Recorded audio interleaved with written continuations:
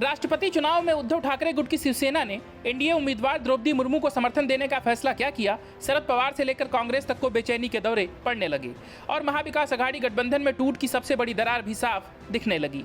उद्धव के फैसले से ना तो एनसीपी और उसके मुखिया शरद पवार खुश हैं और ना ही कांग्रेस। शिवसेना नेता संजय राउत ने अपने सारे घोड़े खोल दिए, पर उद्धव ठाकरे ने अपने सांसदों की बात मानते हुए द्रौपदी मुर्मू के साथ जाने की घोषणा कर दी। लेकिन इसके बाद महाविकास अघाड़ी गठबंधन के दो अन्य दलों का ऐतराज सामने आ गया। एनसीपी ने तो यहां तक कह दिया कि अभी शिवसेना द्रौपदी मुर्मू को समर्थन नहीं दे रही है, जबकि उद्धव ठाकरे इस बारे में ऐलान कर चुके हैं। वहीं देर शाम इस बारे में कांग्रेस ने भी बयान जारी कर आपत्ति जता दी, जबकि महाराष्ट्र कांग्रेस नेता बाला साहेब थोराट ने भी इस बारे में बयान जारी किया। उन्होंने कहा कि जो भी लोकतंत्र और संविधान का समर्थन करता है वो राष्ट्रपति के रूप में यशवंत सिन्हा को समर्थन देगा। थोराट ने कहा कि हमें नहीं मालूम कि शिवसेना द्रौपदी मुर्मू को क्यों समर्थन दे रही है। उन्होंने कहा कि हालांकि शिवसेना एमयूए का हिस्सा है, लेकिन इसके बावजूद भी उसने हमसे इस बारे में विचार विमर्श नहीं किया। इससे पहले एनसीपी ने भी कुछ ऐसा ही बयान दिया था। एनसीपी नेता छगन भुजबल ने कहा था कि शिवसेना ने द्रौपदी मुर्मू को समर्थन देने के संबंध में फैसला नहीं लिया है। माना गया था कि छगन भुजबल का यह बयान भी शिवसेना के ऊपर दबाव बनाने की रणनीति के तहत आया था। एनसीपी नहीं चाहती थी कि शिवसेना एमयूए से अलग होकर अपना रास्ता बनाए। इसीलिए एनसीपी मुखिया शरद पवार भी कह चुके हैं कि वो चाहते हैं कि महाविकास अघाड़ी एक साथ चुनाव लड़े। वहीं महाराष्ट्र में लगातार पार्टी के अंदर फूट से परेशान उद्धव ठाकरे ने द्रौपदी मुर्मू के समर्थन का ऐलान कर दिया।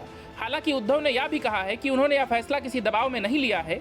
गौरतलब है कि विधायकों के बागी हो जाने के बाद शिवसेना सांसदों के भी बगावत की आशंका बनने लगी है। ऐसे में उद्धव फिलहाल किसी तरह का रिस्क नहीं लेना चाहते। हालांकि जो आसार बन रहे हैं उससे लग रहा है कि फिलहाल उद्धव ठाकरे का ध्यान गठबंधन बचाने से ज्यादा पार्टी बचाने पर है। बहरहाल महाविकास अघाड़ी गठबंधन यानी एमवीए सत्ता जाने के बाद अब बहुत दिन तक चल पाएगा, इसकी संभावनाएं लगभग नगण्य प्रतीत हो रही हैं। Bureau report, news of India. राष्ट्रपति का चुनाव जीतना द्रौपदी मुर्मू के लिए महज एक औपचारिकता है। यह तय हो चुका है कि यशवंत सिन्हा को पराजय का सामना करना पड़ेगा। अब बात सिर्फ इतनी है कि जिस ममता बनर्जी ने यशवंत सिन्हा के नाम को आगे बढ़ाया और जिस तरह कांग्रेस ने उन्हें अपना पूरा समर्थन दिया, उसके पूरे वोट यशवंत सिन्हा को मिलेंगे या नहीं, यह देखना दिलचस्प होगा। द्रौपदी मुर्मू की जीत की भविष्यवाणी करने भर से बंगाल के आदिवासी ममता बनर्जी से खुश नहीं हो जाएंगे। अगर वे द्रौपदी मुर्मू को वोट नहीं दिलवाती हैं, तो राज्य के 6% आदिवासी समुदाय की नाराजगी उन्हें झेलनी होगी। इसीलिए भाजपा ने अभी से ही ममता बनर्जी की घेराबंदी शुरू कर दी है। रही बात कांग्रेस की, तो वो अब भी यशवंत सिन्हा के साथ पूरी तरह से है। इस बात की चिंता किए बगैर कि उसे सहयोगी हेमंत सोरेन द्रौपदी मुर्मू के पक्ष में जाने को तैयार बैठे हैं। राजस्थान में समर्थन दे रहे बीटीपी के विधायक कांग्रेस से नाराज हैं और गुजरात का चुनाव कांग्रेस जीत नहीं सकती, इसलिए उसे आदिवासी वोट की शायद जरूरत ही नहीं है। जिस विपक्षी एकता के नाम पर यशवंत सिन्हा को उम्मीदवार बनाया गया था, अब वही एकता बिखर गई है। कांग्रेस को सबसे बड़ा झटका उद्धव ठाकरे ने दिया जब उन्होंने द्रौपदी मुर्मू के समर्थन का ऐलान कर दिया। एकनाथ शिंदे गुट तो पहले से ही द्रौपदी मुर्मू के पक्ष में था, अब बाकी भी उनके साथ चले गए। उद्धव ठाकरे के फैसले से भड़के कांग्रेस के नेता बाला साहब थोराट ने कहा कि शिवसेना महाविकास अघाड़ी का हिस्सा है, इसलिए उसने हमारे साथ इस फैसले पर चर्चा नहीं की है। यह समझ से परे है कि पार्टी मुर्मू का समर्थन क्यों कर रही है, जबकि उसकी सरकार को अलोकतांत्रिक तरीके से गिराया गया। बीजेडी, वाईएसआर, कांग्रेस, बसपा, अन्ना द्रमुक, टीडीपी, जदएस, शिरोमणि अकाली दल और अब शिवसेना जैसे कुछ क्षेत्रीय दलों का समर्थन मिलने के बाद एनडीए उम्मीदवार द्रौपदी मुर्मू के मतों की हिस्सेदारी पहले से ही 60% के पार हो चुकी है। उनके नामांकन के समय यह लगभग 50% थी। कांग्रेस, तृणमूल कांग्रेस और एनसीपी जैसे बड़े गैर भाजपाई दलों ने पूर्व केंद्रीय मंत्री यशवंत सिन्हा को राष्ट्रपति चुनाव के लिए संयुक्त उम्मीदवार बनाया है। यशवंत सिन्हा तो नहीं गए, लेकिन द्रौपदी मुर्मू बंगाल गईं और भाजपा सांसदों और विधायकों से भी मुलाकात कर समर्थन मांगा। कोलकाता में लगभग घंटे भर चली बैठक में भाजपा के केंद्रीय नेताओं के साथ प्रदेश भाजपा अध्यक्ष सुकांत मजूमदार और पश्चिम बंगाल विधानसभा में विपक्ष के नेता शुभेंदु अधिकारी भी मौजूद थे।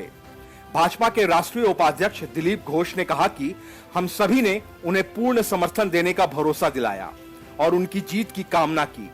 केंद्रीय मंत्री स्मृति ईरानी ने हावड़ा में कहा कि अगर तृणमूल कांग्रेस मुर्मू का समर्थन नहीं करती तो साबित हो जाएगा कि पार्टी आदिवासियों और गरीबों के खिलाफ है। ममता बनर्जी ने पिछले दिनों कहा था कि अगर भाजपा मुर्मू को उम्मीदवार बनाने से पहले विपक्षी दलों से बातचीत करती तो वे उन्हें समर्थन देने के बारे में सोच सकते थे। इस बारे में पूछे जाने पर ईरानी ने कहा, अगर ममता दी द्रौपदी मुर्मू का समर्थन नहीं कर सकती तो उन्हें खुद आकलन करना चाहिए कि वह गरीबों और आदिवासियों के खिलाफ है या नहीं। Bureau report, news of India. Captain Amarinder Singh की पत्नी और कांग्रेस की सांसद परिणीत कौर के खिलाफ कांग्रेस अब तक कोई कार्रवाई नहीं कर पाई, लेकिन कैप्टन के करीबी मनीष तिवारी के खिलाफ पार्टी कार्रवाई कर सकती है। गांधी वाड्रा के परिवार के वर्चस्व की चुनौती देने वाले और कांग्रेस में व्यापक बदलाव की मांग करने वाले नेताओं में शामिल मनीष तिवारी कई मौकों पर कांग्रेस की नीतियों से अलग हटकर बयान दे चुके हैं, जिसमें पार्टी की काफी किरकिरी हो चुकी है।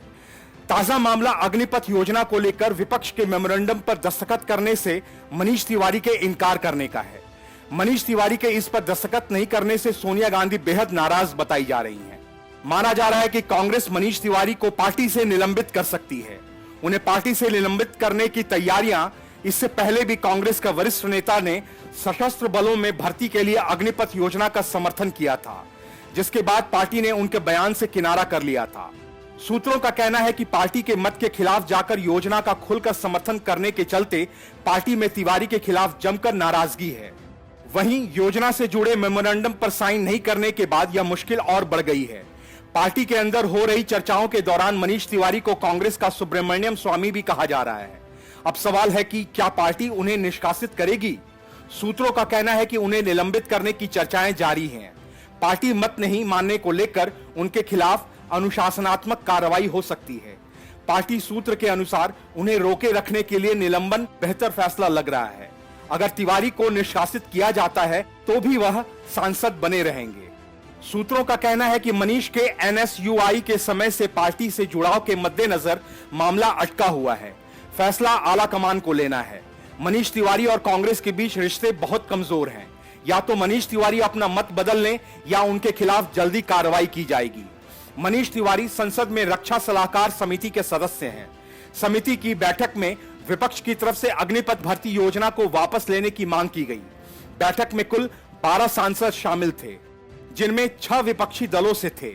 इनमें रजनी पाटिल, शक्ति सिंह गोहिल, मनीष तिवारी, सुप्रिया सुले, सुदीप बंदोपाध्याय, सौगत रॉय और एडी सिंह का नाम शामिल है। तिवारी को छोड़कर बाकी सभी विपक्षी सांसदों ने योजना की वापसी के लिए मेमोरेंडम पर साइन किए थे। Bureau report, news of India. Goa Congress में उठी बगावत की लपटें अभी शांत हुई नहीं कि गुजरात कांग्रेस में उबाल आना शुरू हो गया। गुजरात में अगले कुछ महीनों बाद विधानसभा के चुनाव होने हैं और उससे पहले कई कांग्रेसी विधायक पाला बदलने की तैयारी में हैं। इसकी भनक लगते ही कांग्रेसी जी जान से विधायकों को एकजुट करने में जुट गए हैं। गुजरात में कांग्रेस के 64 विधायक हैं। 2017 के विधानसभा चुनाव में पार्टी को 77 सीट मिली थी, पर पिछले 2 साल में 14 विधायकों ने कांग्रेस का साथ छोड़ा है।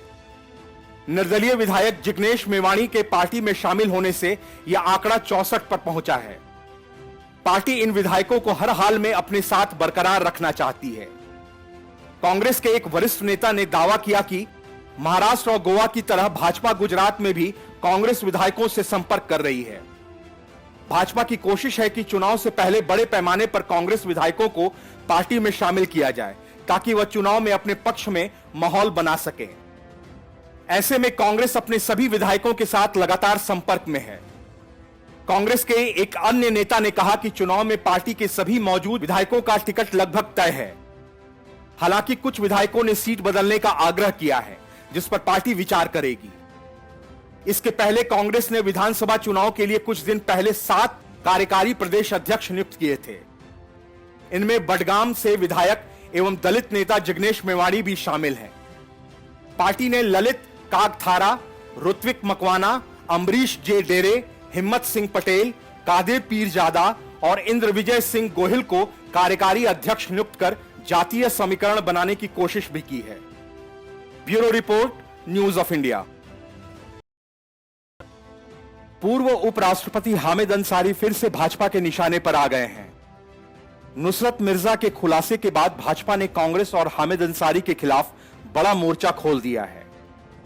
भाजपा प्रवक्ता गौरव भाटिया ने बिना किसी लाग लपेट के गांधी वाड्रा से सवाल किया कि क्या हामिद अंसारी ने सारा खेल उनके इशारे पर किया।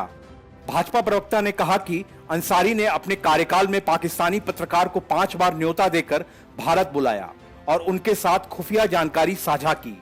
उन्होंने हामिद अंसारी की नीयत के साथ साथ आतंकवाद पर कांग्रेस की तत्कालीन मनमोहन सिंह सरकार की नीतियों को भी कटघरे में खड़ा कर दिया। इतना ही नहीं, हामिद अंसारी पर रॉ के पूर्व अफसर ने भी गंभीर आरोप लगाए हैं। रॉ के पूर्व अफसर एनके सूद का दावा है कि हामिद अंसारी ने तेहरान में भारत के राजदूत रहते हुए रॉ की गतिविधियों को उजागर कर दिया था, जिससे उनकी यूनिट खतरे में आ गई थी। भाजपा ने कहा कि सोनिया गांधी और राहुल गांधी ने चुप्पी नहीं तोड़ी, तो इसका मतलब है कि अंसारी ने सारा खेल उन्हीं के निर्देशों पर खेला था। गौरव भाटिया ने कहा कि हामिद अंसारी ने नुसरत मिर्जा से जो जानकारी साझा की वह गोपनीय है। उन्होंने कहा कि उपराष्ट्रपति का पद संवैधानिक होता है और उन्हें कई गोपनीय जानकारी होती है। 5 बार पाकिस्तानी पत्रकार को गोपनीय जानकारी दी गई और उसने फिर इसे भारत के खिलाफ इस्तेमाल किया। आईएसआई के साथ जानकारी साझा की गई भारत को कमजोर करने के लिए। भाटिया ने कहा कि पत्रकार ने खुद कहा कि वैसे तो भारत में 3 शहरों में जाने का वीजा मिलता है, पर मुझे 7 शहरों का मिला। उन्होंने मामले में सोनिया गांधी और राहुल गांधी से बयान देने की मांग की। भाजपा प्रवक्ता ने कहा कि राहुल जी देश में नहीं हैं, पर उम्मीद है कि संज्ञान लेंगे और उत्तर देंगे। भाजपा ने हामिद अंसारी से भी स्थिति स्पष्ट करने को कहा है। उन्होंने कहा कि जब यह बात सार्वजनिक हो गई है कि हामिद अंसारी ने उस पाकिस्तानी पत्रकार को संवेदनशील जानकारी दी, तो अब वह सारी यात्राएं देश की जनता से साझा करें। उन्होंने कहा कि क्या यह सच है कि इस पाकिस्तानी पत्रकार को 5 बार निमंत्रण देकर बुलाया गया। उन्होंने कहा कि कांग्रेस पार्टी और हामिद अंसारी ने गोपनीय और संवेदनशील जानकारी इस पत्रकार को ऑफिशियली या अनऑफिशियली दी है, उसे मौजूदा सरकार के साथ साझा करें। भाजपा प्रवक्ता ने अंसारी पर भारत का राजदूत रहते हुए भी देश विरोधी काम करने का बहुत गंभीर आरोप लगाया। उन्होंने दावा किया कि ईरान के एम्बेसडर रहकर भी हामिद अंसारी भारत की सुरक्षा में ही सेंध लगा रहे थे। वहां पर सरकार के कई कार्यक्रम होते हैं जिनसे देश की अखंडता को मजबूती मिलती है। सीक्रेट ऑपरेशन भी होते हैं। भाटिया ने कहा अंसारी ने इस तरह की जानकारी उन्हें दी, सीक्रेट काम करने वालों की पहचान उजागर कर उनकी जान खतरे में डाली। कांग्रेस अपनी ओछी गंदी राजनीति करने के लिए किसी भी हद तक जा सकती है। Bureau report, news of India. Eknath Shinde और उद्धव ठाकरे की लड़ाई अब शरद पवार तक आ पहुंची है। उद्धव ठाकरे को महाराष्ट्र का सीएम बनवाने वाले शरद पवार अब एकनाथ शिंदे गुट के रडार पर आ गए हैं। यही वजह है कि शिंदे गुट ने शरद पवार पर सीधा और तीखा हमला किया है।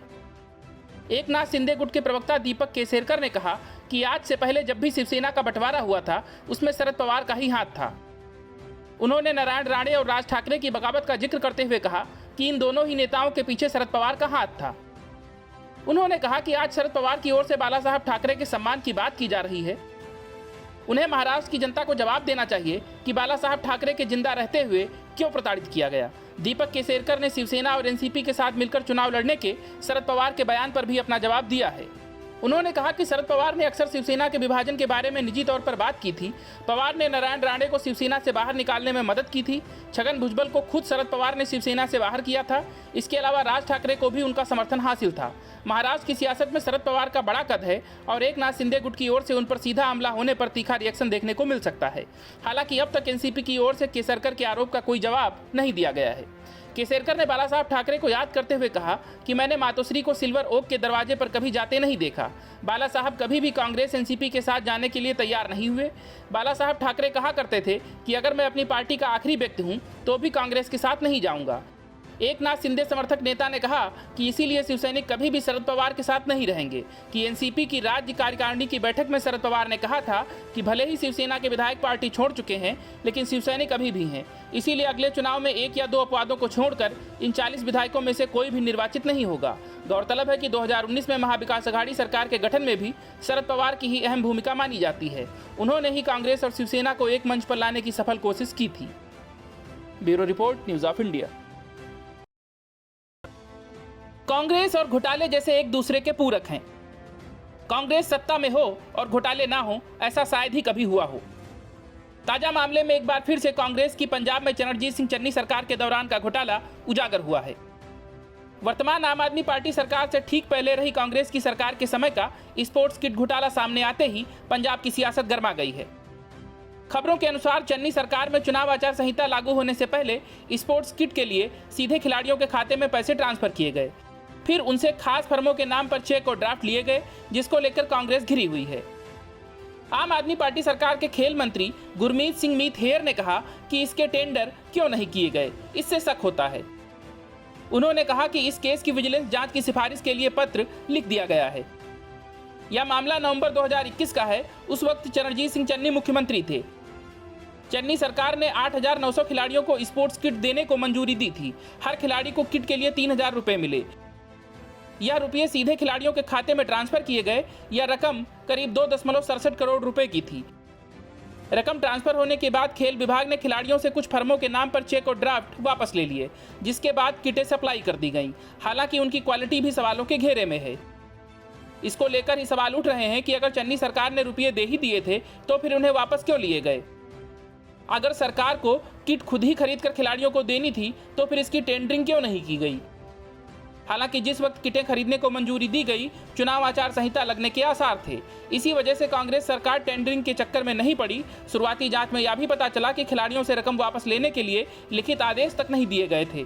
मौखिक आदेश पर ही जिला खेल अफसरों के जरिए खिलाड़ियों से उनके खाते में आई रकम के चेक और ड्राफ्ट लिए गए।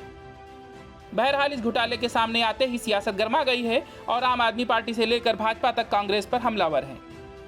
Bureau report, news of India. Navjot Singh Sidhu ऐसे व्यक्ति का नाम है जो कहीं शांति से नहीं रह सकता। क्रिकेट का मैदान हो या राजनीति का, दूसरों से झगड़ना सिद्धू का पसंदीदा शगल है। बीजेपी में झगड़े तो कांग्रेस में गए। कांग्रेस में पहले कैप्टन अमरिंदर सिंह की तरफ तोप ताने रहे। अमरिंदर सिंह हटाए गए तो उनके निशाने पर चरणजीत सिंह चन्नी आ गए। नवजोत सिंह सिद्धू ने इतने पंगे किए कि खुद तो चुनाव हारे ही, कांग्रेस को भी ले डूबे। रोड रेज मामले में नवजोत सिंह सिद्धू फिलहाल जेल में है, लेकिन पंगे लेने की आदत वही पुरानी है। कोई नहीं मिला तो जेल के कैदियों से ही लड़ पड़े। रोड रेज केस में पटियाला जेल में 1 साल कैद की सजा काट रहे नवजोत सिंह सिद्धू के साथ बैरक में रहने वाले कैदियों ने उन पर आरोप लगाया है। सिद्धू उनके साथ तू तड़ाक करते हैं। कैदियों ने अपनी शिकायत जेल प्रशासन से की है। सिद्धू का कहना है कि इन कैदियों ने उनके कार्ड से बिना बताए खरीदारी की है। हालांकि हालात को देखते हुए जेल प्रशासन ने सिद्धू के साथ बंद कैदियों की बैरक बदल दी है। सिद्धू के साथ 5 और कैदी बंद किए गए हैं। सिद्धू बैरक से ही जेल ऑफिस का काम करते हैं। सिद्धू की सुरक्षा को देखते हुए उन्हें बाहर निकलने की इजाजत नहीं है। सिद्धू को अगर कोई सामान मंगवाना होता है तो वो 7 बंद दूसरे कैदियों से मंगवा लेते हैं। सिद्धू का कहना है कि इन कैदियों ने उनके कार्ड से बिना बताए सामान खरीदा। उनकी कार्ड की लिमिट कम है, इसीलिए उन्होंने इस पर ऐतराज जताया था। वहीं कैदियों का कहना है कि सिद्धू ने उनके साथ तू तड़ाक से बात की, जिसकी उन्होंने जेल अफसरों से शिकायत भी कर दी। इस विवाद के बाद जेल प्रशासन ने तुरंत सिद्धू के साथ बंद 3 कैदियों की बैरक बदल दी। अब उनके साथ 2 ही कैदी रह गए हैं। पटियाला जेल सुपरिंटेंडेंट मंजीत सिंह ने इसकी पुष्टि करते हुए कहा कि कुछ कैदियों की बैरक बदली गई है। हालांकि इससे ज्यादा वो कुछ नहीं कह सकते। जेल नियमों के अनुसार सिद्धू के साथ कुछ कैदियों को रखा गया है। जुबान की वजह से सिद्धू कई बार विवादों में आ चुके हैं। वो हर बड़े छोटे को तू तड़ाक से ही बात करते हैं, जिसको लेकर ऐतराज भी हुआ। लेकिन सिद्धू जेल में भी अपने स्टाइल पर कायम है। Bureau report, news of India. Congress की तुष्टीकरण नीति से देश में शायद ही कोई अनजान होगा। कांग्रेस जहां जहां सत्ता में रही है या सत्ता में है, वहां उसने तुष्टीकरण की मिसाल कायम की है। एक धर्म विशेष के लिए सब कुछ कर गुजरने वाली कांग्रेस हिंदुओं के किसी मुद्दे पर पक्ष लेने की बात आते ही बगले झांकने लगती है। उसकी हिंदू विरोधी सोच और एक धर्म विशेष को लेकर तुष्टीकरण की नीति का एक नजारा तब देखने को मिला जब मध्य प्रदेश के पूर्व मुख्यमंत्री और दिग्गज कांग्रेसी नेता कमलनाथ के बेटे और छिंदवाड़ा से सांसद नकुल नाथ ने मुस्लिम मोहल्ले में जाने से पहले अपने माथे का तिलक पोंछ दिया। नकुल नाथ छिंदवाड़ा जिले के परासिया में कांग्रेस प्रत्याशियों के समर्थन में एक रोड शो कर रहे थे। उनका यह वीडियो सोशल मीडिया पर खूब वायरल हो रहा है, जिसमें वो अपने माथे पर लगे तिलक को साफ करते हुए नजर आ रहे हैं। गौरतलब है कि हिंदू आस्था में माथे पर तिलक का एक विशेष स्थान माना जाता है और तिलक का हिंदू धर्म में बहुत ही विशेष महत्व है। वहीं वीडियो में साफ दिख रहा है कि नकुल ने मुस्लिम बहुल क्षेत्र में जाने से पहले अपने माथे पर लगे तिलक को पोंछ लिया। यह वीडियो सोशल मीडिया पर वायरल होने के बाद भाजपा नेताओं ने मध्य प्रदेश के पूर्व सीएम के बेटे की आलोचना की है। वहीं दिल्ली भाजपा के नेता तेजेंद्र पाल सिंह बग्गा ने इस घटना का वीडियो शेयर करते हुए ट्वीट किया कि कमलनाथ के सुपुत्र नकुलनाथ ने उनके इलाके में प्रवेश करने से पहले तिलक मिटा दिया। यहाँ तेजेंद्र का उनके से इशारा एक विशेष समुदाय के लोगों से था। वहीं भाजपा के एक अन्य सदस्य ने वीडियो पोस्ट करते हुए कहा कि नकुलनाथ ने तिलक को हटाकर कांग्रेस पार्टी की मानसिकता को उजागर किया है।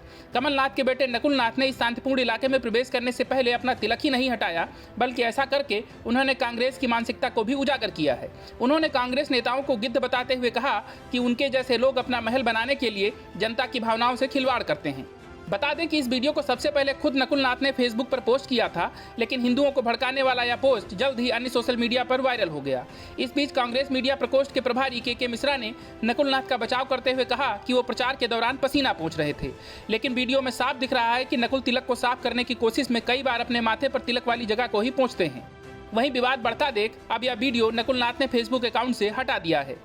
इसीलिए यह सवाल उठाए जा रहे हैं कि अगर छिंदवाड़ा में मुस्लिम बहुल इलाके में प्रवेश करने से पहले नकुल तिलक नहीं बल्कि अपना पसीना पोंछ रहे थे, तो इस वीडियो को क्यों हटाया। Bureau report, news of India.